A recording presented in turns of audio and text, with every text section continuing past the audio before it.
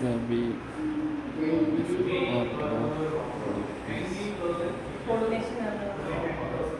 More than 80% of the pollination is done by the bees.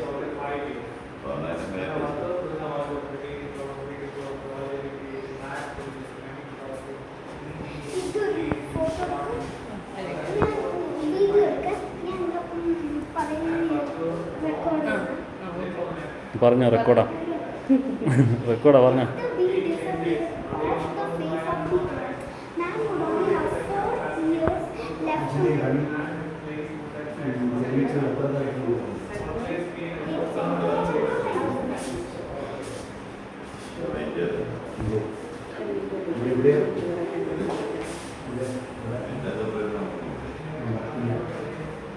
ഇത് സാധാരണ ഈ പഞ്ചസാരയുണ്ടാക്കുന്ന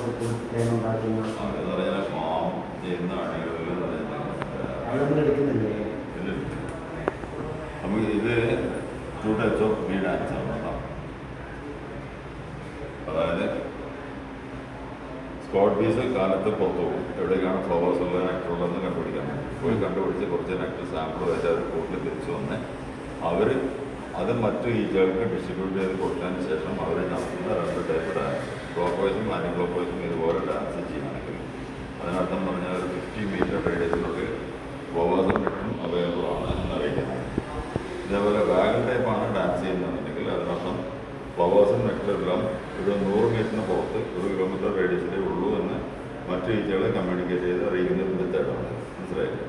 ഈ ഒരു കമ്മ്യൂണിക്കേഷൻ സിസ്റ്റം കണ്ടുപിടിച്ച ഒരു സയൻറ്റിസ്റ്റാണ് ഈ കാൾ വോൺ ഫ്രിഷ് എന്ന് പറയുന്ന ഓസ്ട്രിയൻ സയൻറ്റിസ്റ്റ്. അദ്ദേഹത്തിന് 1973 നൊബേൽ പ്രൈസ് കിട്ടിയത് ന്യൂയോർക്കിലാണ്. പുള്ളിയുടെ 30 വർഷത്തെ റിസർച്ചിൻ്റെ റിസൾട്ടാണ് ഈ ഉടനെ കണ്ടത്. ഇതിൻ്റെ ലൈഫ് സൈക്കിളാണ്. ഒരു ക്യൂവിൻ്റെ മുട്ടയിടണം, ലാർവയാവുന്നു, പ്യൂപ്പയാവുന്നു, ഈച്ചയായിട്ട് മാറ്റപ്പെടുന്നു. ഒരു ക്യൂൻ ബി 16 ദിവസം കൊണ്ട് ഈ സൈക്കിൾ പൂർത്തിയാക്കി പുറത്തു വരും. ഒരു ഫീമെയിൽ ബി ആണെന്നുണ്ടെങ്കിൽ 21 ദിവസം എടുക്കും. ഒരു മെയിൽ ബി ആണെന്നുണ്ടെങ്കിൽ 24 ദിവസം എടുക്കും ഇത് പൂർത്തിയാക്കി പുറത്തു വരാനായിട്ട്. ഇതാണ് ഇതിൻ്റെ ലൈഫ് സൈക്കിൾ.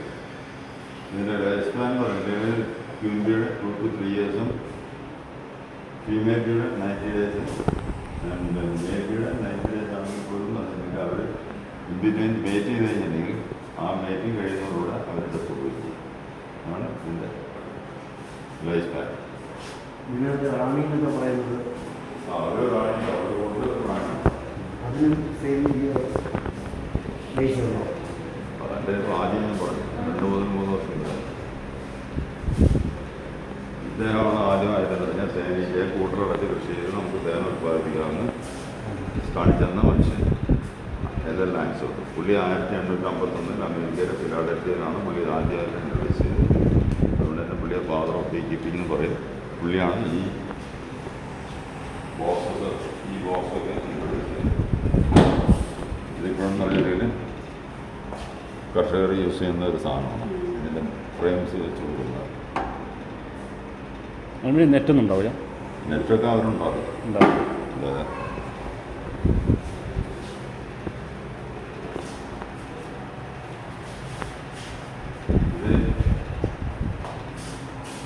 സ്പെയിനിലുള്ള ഒരു കേവ് പെയിൻറ്റിങ്ങിൻ്റെ റെപ്ലിക്കയാണ്. അന്നത്തെ കാലത്തെ ജനങ്ങളും അണി കണ്ട് ചെയ്ത് ഉപയോഗിച്ചിരുന്നു എന്ന് കാണിക്കുന്നതിന് ഒരു തെളിവ്.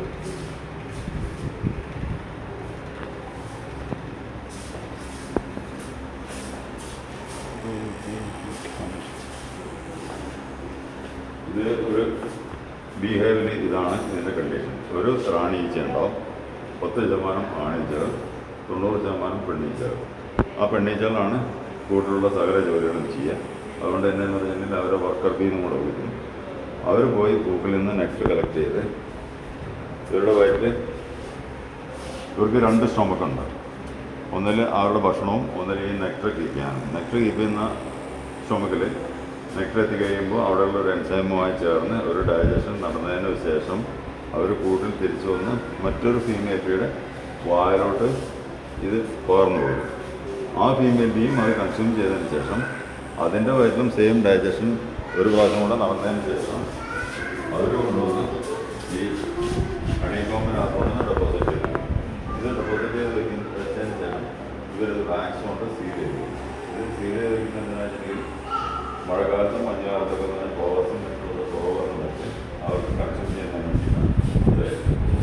ഇത് നമ്മൾ മറ്റൊരു പോയി കഴിഞ്ഞാൽ അതിൽ നിന്ന് ഹണി സെപ്പറേറ്റ് ചെയ്ത് ബാക്കി ഹണി ഇപ്പം അത് കൺവേർട്ട് ചെയ്ത് ബീവാക്സ് ആക്കി മാറ്റും.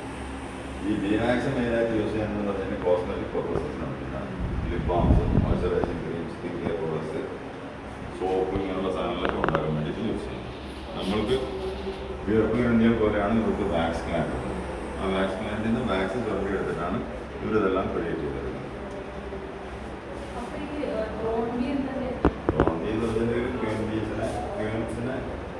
റീപ്രൊഡക്ഷനിൽ ഹെൽപ്പ് ചെയ്യും.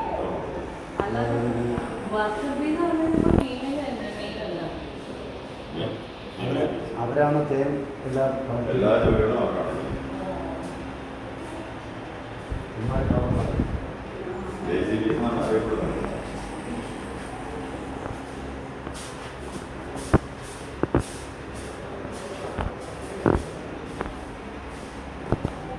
ഒരു കിലോ തേൻ ഉണ്ടാവുകയാണെങ്കിൽ ഈച്ചകൾ 2 ലക്ഷത്തോളം പൂക്കളുടെ മത്സ്യക്കാർ മാത്രമേ ഒരു കിലോ തേൻ ഉണ്ടാവുക.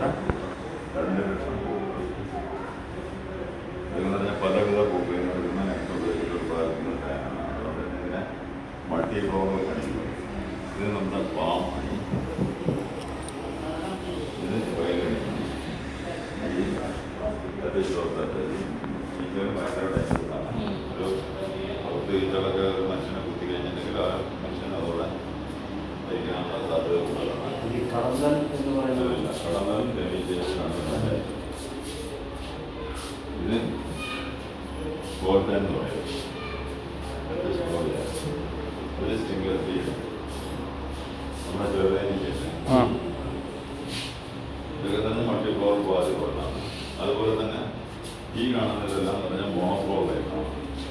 ഒറ്റ പൂവിൽ നിന്ന് മാത്രം നെറ്റെടുത്ത് ഉത്പാദിപ്പിക്കുന്നത്. അതായത് വലിയ വലിയ തോട്ടങ്ങളുണ്ട്, പ്ലാന്റേഷൻസ്, ഒറ്റ കൃഷി ചെയ്യുന്ന തോട്ടങ്ങൾ. അതിൻ്റെ അകത്തുകൊണ്ട് കൂട് വെച്ച് അവിടെ നിന്നാണ് ഉത്പാദിപ്പിക്കുന്നത്. അതിൻ്റെ പൂക്കളിൽ നിന്ന് മാത്രം നെറ്റെടുത്തിട്ട് ഉത്പാദിപ്പിക്കുന്നത്. അതിന് അതിൻ്റേതായുള്ള ഗുണവും മണവും ടേസ്റ്റും ഒക്കെ ഉണ്ടാവും. ഇവർക്ക് തേനും കിട്ടും, കർഷകർക്ക് കൂടുതൽ പ്രൊഡക്ഷൻ കിട്ടും, കൂടുതൽ പോളിനേഷൻ നടക്കുന്നതുകൊണ്ട് അവർക്ക് കൂടുതൽ. ഇതൊക്കെ എന്ന് പറഞ്ഞു കഴിഞ്ഞാൽ ഫാം പണിയാണ്, മനസ്സിലായില്ലേ? ചെറുതേൻ ഇതാ ഇവിടെ കാണിച്ചിട്ട് ഞാൻ ഇതല്ല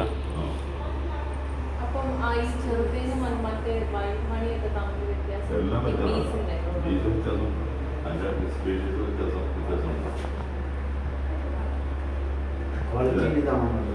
അതെന്ന് പറഞ്ഞെങ്കിൽ നമ്മുടെ ആവശ്യമനുസരിച്ച് നമുക്ക് ഏതാണോ ആവശ്യം വെച്ചിട്ടുണ്ടെങ്കിൽ അതിനനുസരിച്ച്.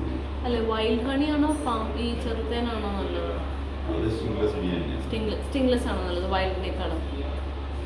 സ്റ്റിംഗ്ലെസിന് 1 കിലോയ്ക്ക് 3000 രൂപ വിലയുള്ളപ്പം വൈൽഡ് ഹണിക്ക് 700 രൂപ വരുള്ളൂ. അതെന്താ ഡിഫറൻസ്?